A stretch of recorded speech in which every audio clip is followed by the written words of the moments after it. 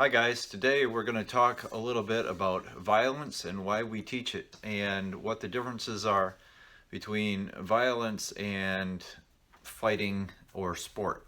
I ask that if you haven't already, please click on the top secret icon in the lower right hand corner of your screen to subscribe. It would be greatly appreciated.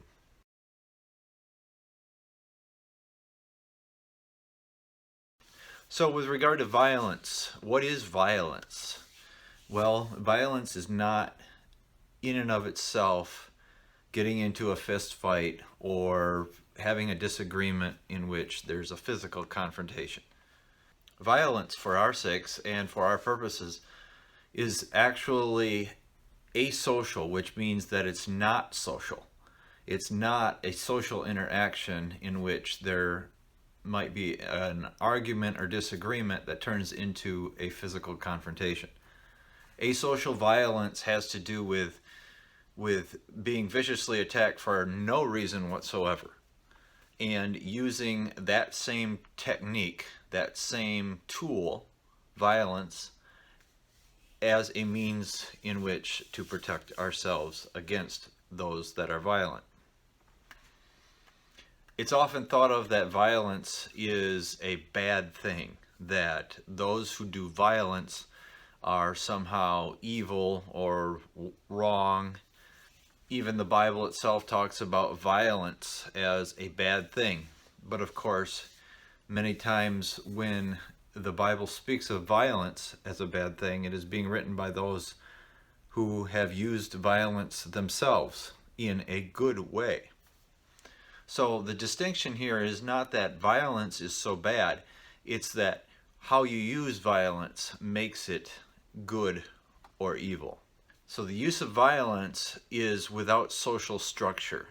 If I were to get into a ring, if I were to practice some type of sport fighting, the fact of the matter is that that's technically not violence. It's a form of violence, you could argue. However, it is social violence. There are social conventions, there are rules that will determine who wins and loses. It'll determine how the fight takes place, and usually there'll be officials judging whether the fight is legitimate or not based on those certain parameters. Social violence also can be a disagreement over a woman or a parking spot, or an argument that gets heated and turns into something physical. That's social violence. And in that social violence, there's a lot of social posturing. Earlier, I did a video on knife fighting, and I explained what knife fighting is, and you can see that link up here.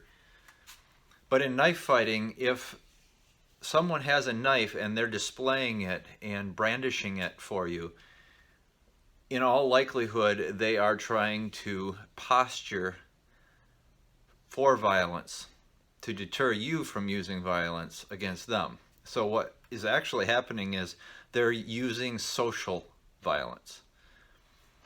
Whereas someone who would conceal that knife and quite frankly conceal his intentions and follow you into a parking garage and then without warning stab you in the back, that is asocial violence. So if you're thinking of criminal predator conduct, an attack without warning, that is asocial violence. That is the violence we're talking about. And really the only time to use violence yourself is in these contexts. All other contexts of violence, you can walk away. If it's in a sport fight, there's rules and regulations that govern that fight so that it's social and it's understood that there are rules and we both abide by them. And it's for sport. It's not for the life and death struggle. However, there's other times, as mentioned before, where a simple disagreement can turn heated and then a bar fight or a fight over a parking spot or a woman comes into play. And these also, quite frankly, are social violence, where we're going to have a contest of wills. Asocial violence is the surprise attack, as it were, the criminal, sociopathic, no rules, no holds barred. Just as an aside, criminals do not need to learn how to fight. Criminals instinctively know how to use violence. The attack without warning, viciously to take down and take out whoever he needs to in order to accomplish the robbery or the rape or what have you. These things are predatory. If you look at the animal world, there's violence among like kinds of animals. Tiger cubs, for example, will fight among each other. That is considered, and you can look at that as social violence. Tigers who attack a gazelle, for example, or a zebra, you can look at that as asocial predatory violence. In order to fight fire, we have to use fire. So we train for violence, and we train how to use violence effectively and efficiently. We understand that criminal predators do not need to be trained because they instinctively, being predators, know how to use violence to get what they need to get. So we, being social creatures, we being the law-abiding, have to also learn what works. What works is their violence, but we can take it up a notch by learning specific targets to efficiently eliminate threats and end the fight or end the aggression by specifically hitting targets, and practice using those techniques of hitting targets to cause specific injuries, and quite frankly to know what the reactions to those injuries are going to be, so that we can use it as a setup for that next injury until that threat is eliminated. You'll see in some of my examples in the self-protection playlist, which you can view by clicking on this link up here, that we have multiple strikes or multiple targets that we use that will demonstrate extreme violence. Often one may get the feeling of, you're teaching way too much, you're being unmerciful, you're using your violence to the extreme, and really there's no difference between us and a predator. Well, the difference is that we're not training to fight one predator.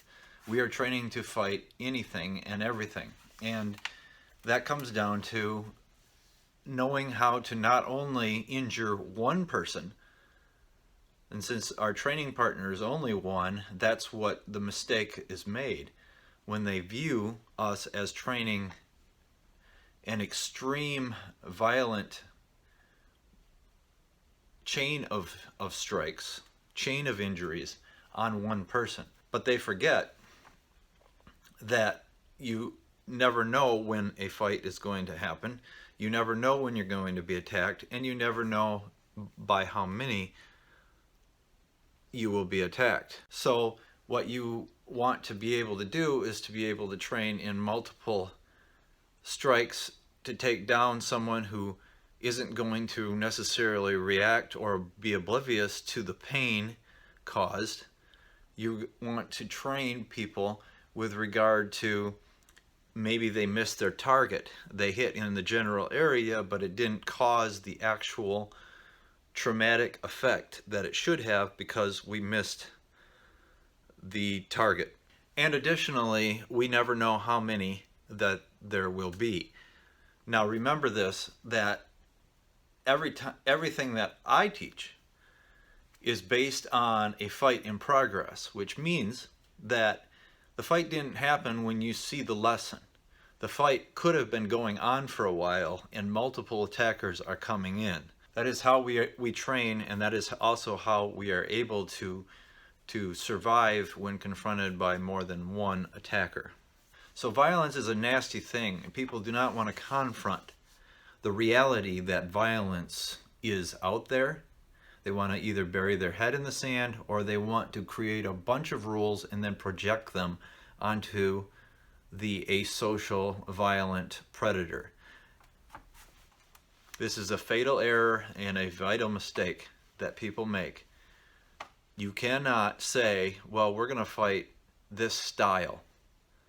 I'm going to be a boxer today, and I'm going to fight you, rapist.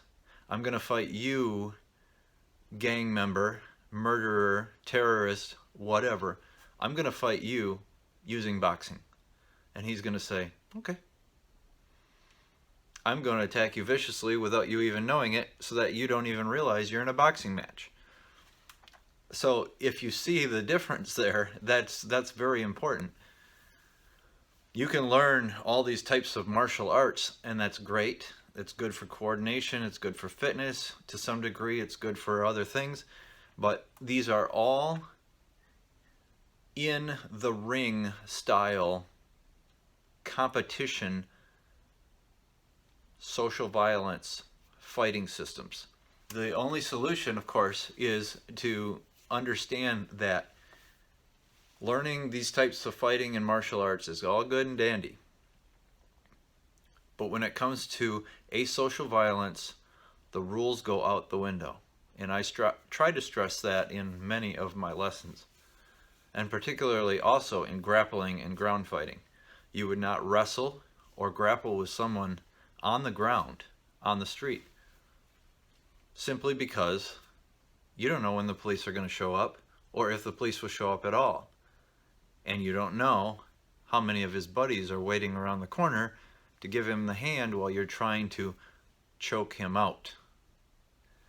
Just doesn't work, because you will be tied up with him, and they will be able to kick and stomp until you let him go and you are out of commission and probably dead. So that's why we train violence. That's what the important distinctions between violence and, well, asocial violence versus social violence with a ring-based fighting system or a rule-based fighting system. I hope this video was helpful. Please like this video, and if you didn't like it, please dislike this video, because I want to know. Leave a comment in the comment section, and please subscribe. It would be greatly appreciated.